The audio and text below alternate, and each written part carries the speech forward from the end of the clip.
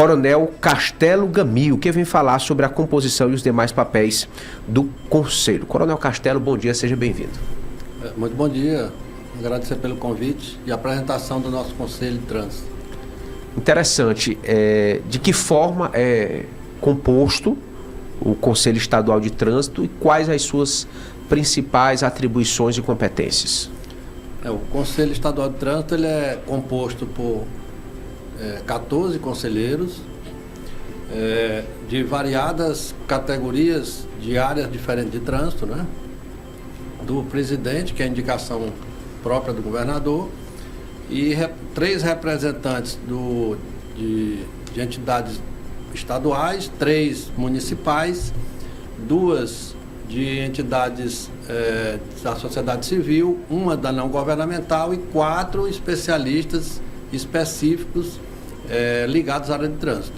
São 14, mais uma secretária executiva e um assessor técnico. E as atribuições? O que vocês fazem no dia a dia que possa, assim, servir de suporte direto ao cidadão? Bom, o Conselho Estadual ele é a representação do Denatran aqui no estado do Piauí, assim como nos outros estados, né? Hoje, com o advento do Código de Trânsito Brasileiro, que é uma lei federal, houve a criação, né? Houve a criação do Conselho, e com essa criação houve uma regulamentação por cada estado brasileiro. Hoje nós somos 26 conselhos estaduais e mais o Contradif, que é do Distrito Federal. São 27, as 27 federações.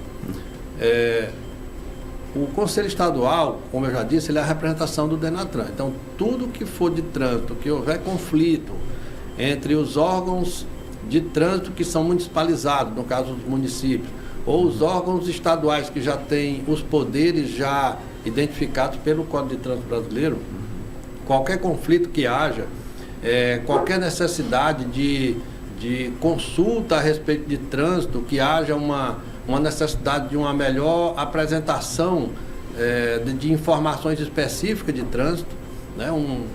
Uma estruturação melhor de informação de trânsito, o Conselho é uma normação consultiva, né? Além disso, né, como você falou, ele acompanha a parte de fiscalização, a parte de educação de trânsito. Nós participamos também dos estudos e das ações ligadas à educação de trânsito e a parte também de acompanhamento dos órgãos, né? Cobramos dos órgãos, principalmente os municipais, que tem esse trabalho também, que o trânsito ele é dividido nas 3 áreas, né? A municipal, estadual e federal, cada um com suas especificidades, né? O Código de Trânsito ele divide as infrações de trânsito e as fiscalizações específicas de cada área dessas, né? Municipal, estadual e federal, podendo entre eles fazer convênios, mas fora a parte de convênio, eles não podem atuar um dentro da área do outro se não houvesse entendimento entre as partes. Coronel, hoje um dos grandes problemas que a gente encontra no nosso sistema de trânsito estadual são os acidentes, principalmente pelo interior, né? Como é que está esse processo de criação das instituições municipais de trânsito no estado hoje? O senhor tem esse dado de quantos municípios já possuem instituições municipais? Como é que está essa determinação da legislação? A partir de quantos habitantes é obrigatório? Existe algo do tipo? A municipalização, que é uma das grandes necessidades que nós temos no nosso estado do Piauí, nós temos 224 municípios, nós temos apenas 12 municipalizados.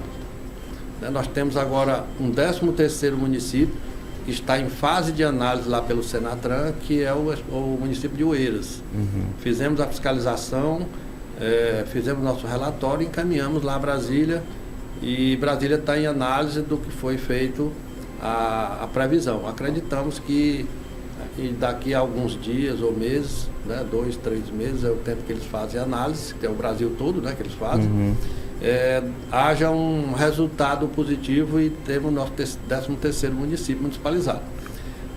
Por que nós dizemos que a municipalização ela é importante?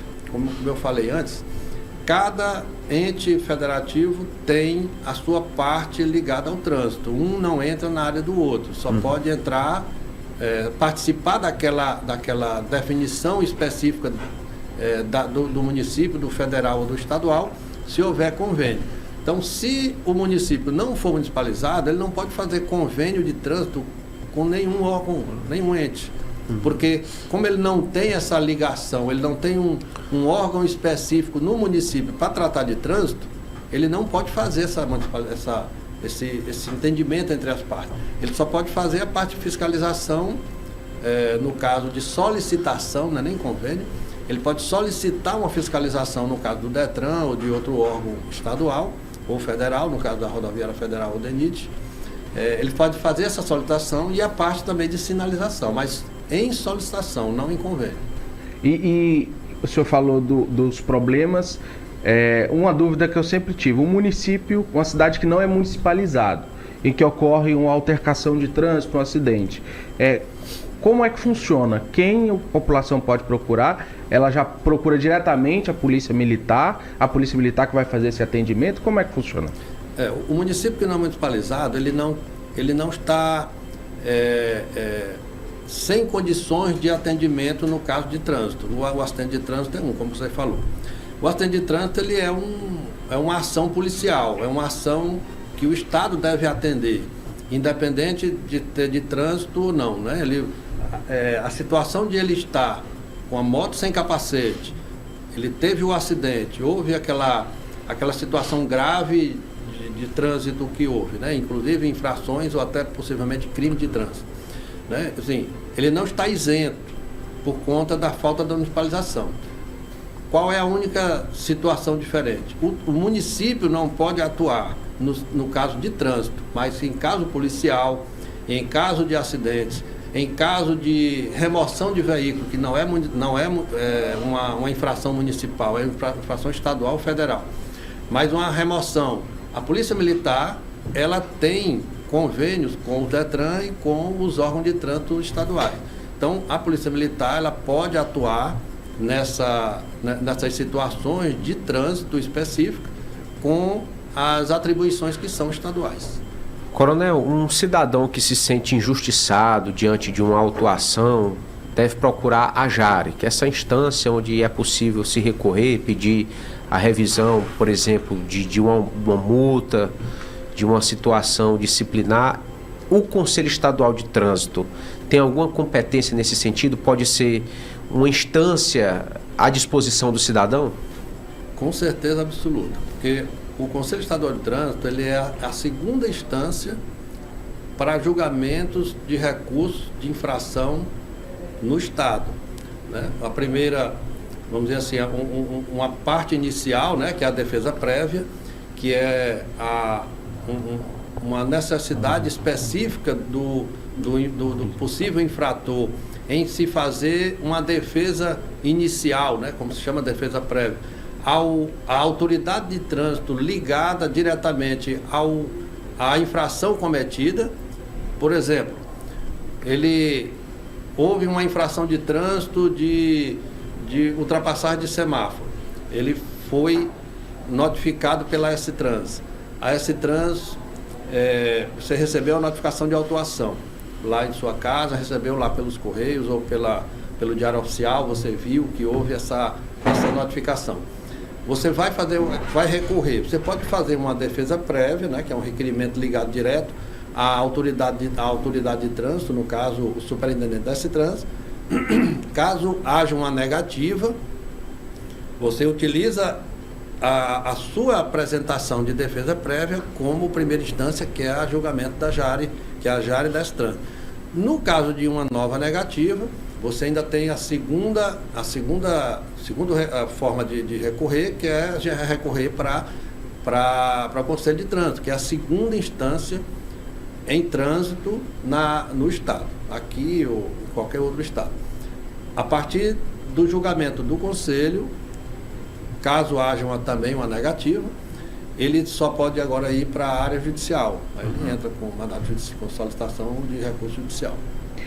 Coronel, eu estive recentemente, inclusive, no lançamento da campanha Maio Amarelo, né, no Karnak, e conversava com a diretora do DETRAN, Luana Barradas, E o governador falava nesse desafio que o Estado tem, que é a redução do número de acidentes. Eu consultava aqui um último balanço divulgado pelo HUT em abril, dá conta de que 86% dos pacientes do Hospital de Urgência de Teresina são envolvidos em acidente de moto. É um quadro muito grave e, claro, o Conselho também acompanha essa situação no Estado. Como que o senhor avalia esse contexto atual, principalmente também no interior, na capital, desses acidentes, e como o Conselho tem acompanhado as políticas de conscientização que juntamente o Detran e outros órgãos também estaduais têm desenvolvido, mas como o Conselho tem acompanhado essa situação e esse índice que, quando se calcula por 100 mil habitantes, é um dos índices mais altos do país, né, de acidentes por trânsito. O acidente envolvendo motocicletas, para nós aqui do Piauí, é uma das situações graves que nós temos com relação a trânsito, né? Apesar de ter um veículo de grande mobilidade, um veículo de grande possibilidade de redução de congestionamento de tráfego, mas ligado a isso, até por ser um veículo de duas rodas, nós temos que ter condutores que tenham consciência do seu perigo como condutor e do seu perigo como um usuário da via. Não só ele pode se acidentar, mas ele pode também criar uma situação de acidente com pedestres ou com crianças e tal, né? Uma situação, ela fica mais grave no sentido da quantidade de motocicletas, né, para o nosso estado, e o principal, não só a questão de quantidade de motocicletas, que é importante, mas a falta de uma educação própria do condutor e a quantidade também de muitas pessoas, principalmente na parte do interior do estado, né, como ele diz, né, saindo da capital com ramificação para o norte ou para o sul. Cidades cortadas por rodovias federais, né? Rodovias federais, pessoas que adquirem por algum meio uma motocicleta, mas não têm a menor condição de conhecimento de como fazer essa condução, né? Pessoas que não têm o hábito de uso de capacete, no caso não por conta só de infração, mas no caso de um acidente de trânsito, ele ter situações graves de recursos, né?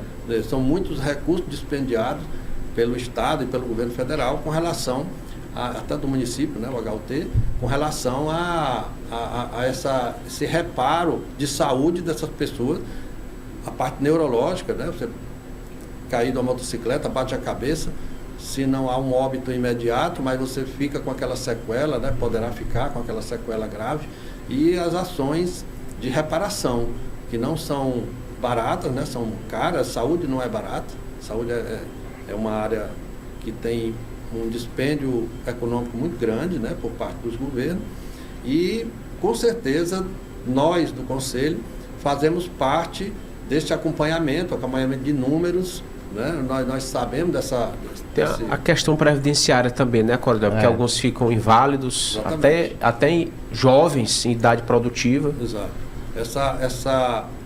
Essa idade, como você falou, né? Essa idade do jovem produtivo é uma outra situação grave, né? Quer dizer, quando você tem um acidente de trânsito e você tem uma definição de mobilidade reduzida, ou até mesmo de uma situação mais grave, a parte neurológica, você tem aquela pessoa a menos no mercado para uma produção, né, para uma produção própria, uma produção para a família. Mas pior do que isso, você coloca ele ou na Previdência, ou coloca ele nesses acompanhamentos de assistente social, onde poderia estar sendo feito para outras pessoas de outras situações diferentes, não de trânsito. Causas evitáveis, no caso de trânsito. Exatamente, causas que são extremamente evitáveis, esses acompanhamentos de motocicletas que a gente vê, e o pessoal faz as fiscalizações de fazer pega, né, de motocicleta, levantar pneu, coisas que não são normais no sentido de uso de veículo no trânsito, e que são extremamente perigosas no sentido do resultado final. Coronel, o Conselho tem não sei se, claro, o senhor não deve ter os números de cabeça, mas quais são os municípios onde mais se registram acidentes? Claro, Teresina, Parnaíba, mas quais os municípios que têm essa maior incidência no estado? Assim, esse número específico dos municípios a gente tem nos dados que são apresentados pelo nosso município Teresina, que o HUT é um município que recebe, né?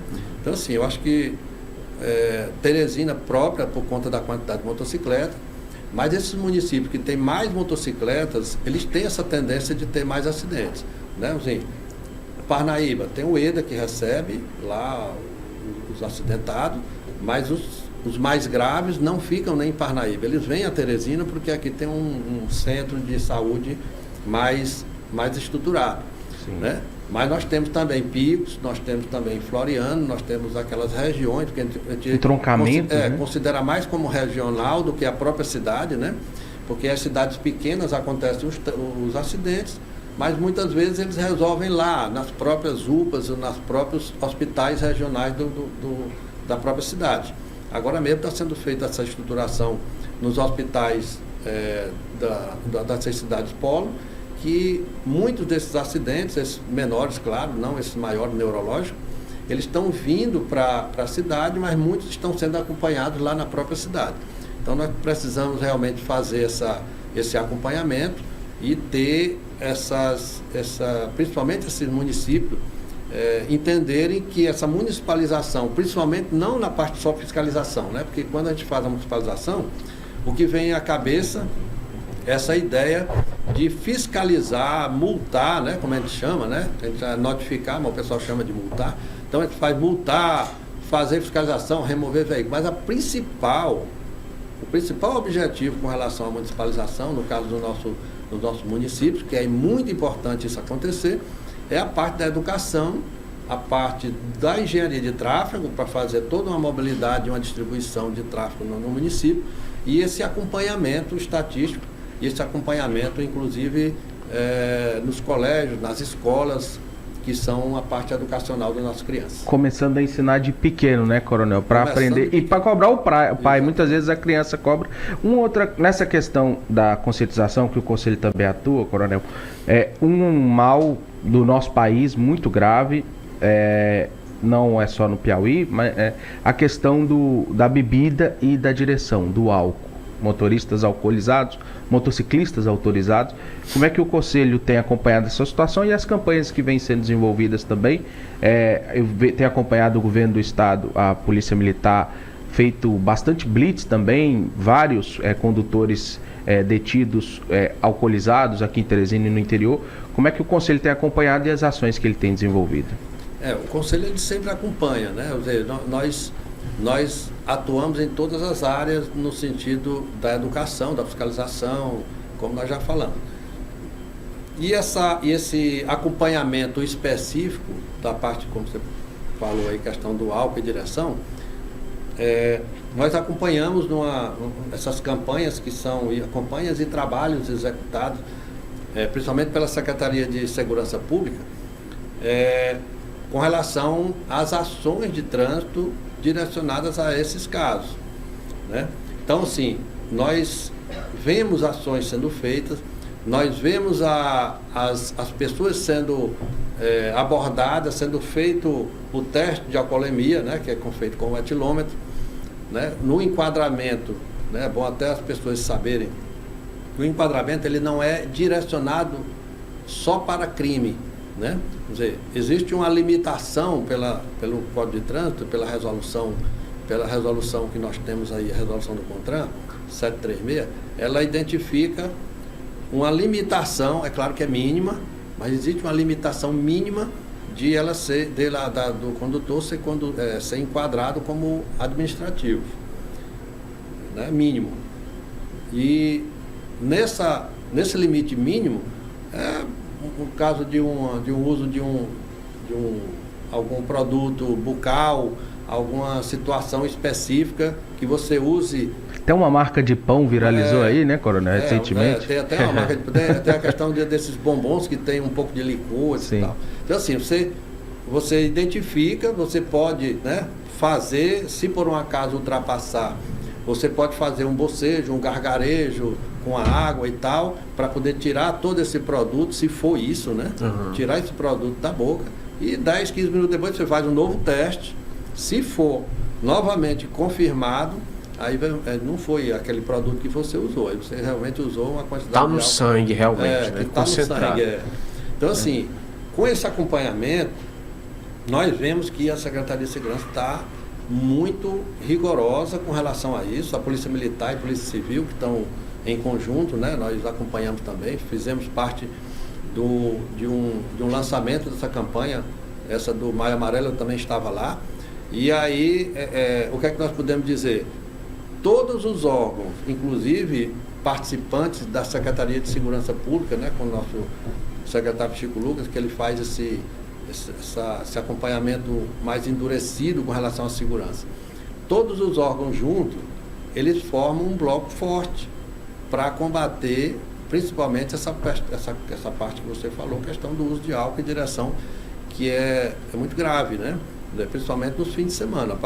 O sextou, né? Até o domingo à tarde é um perigo, né? Você tem que ficar em fiscalização sempre.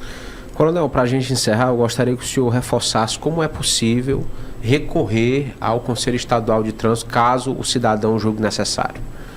O Conselho Estadual ele é um órgão consultivo e normativo, né? Ele pode ser um órgão para uma consultoria específica de trânsito, claro, né? No caso de alguma querela jurídica, alguma querela específica de interesses de partes de órgão de trânsito, municipal, estadual, porque lá nós só fazemos julgamentos estaduais e municipais, e também nós podemos fazer, em caso de nos procura por parte do Conselho, o julgamento em segunda instância. Isso. Né? Você faz uma defesa prévia, faz a primeira instância nas jaris de cada órgão de trânsito específico onde você foi notificado e recebeu a sua notificação de autuação. Certo. E tem a segunda instância, que é o órgão do Conselho Estadual de Trânsito, que é o representante do Denatran aqui, que é a última instância administrativa que o Estado pode apresentar com relação à defesa de trânsito. Depois do Conselho, se caso haja uma negativa também com relação ao seu pedido, daí você só pode entrar para a área judicial. Muito bem, agradecer ao Coronel Castelo, vice-presidente do Conselho Estadual de Trânsito do Piauí, pela participação, pelos esclarecimentos. Ótimo dia, Coronel, e até a próxima oportunidade.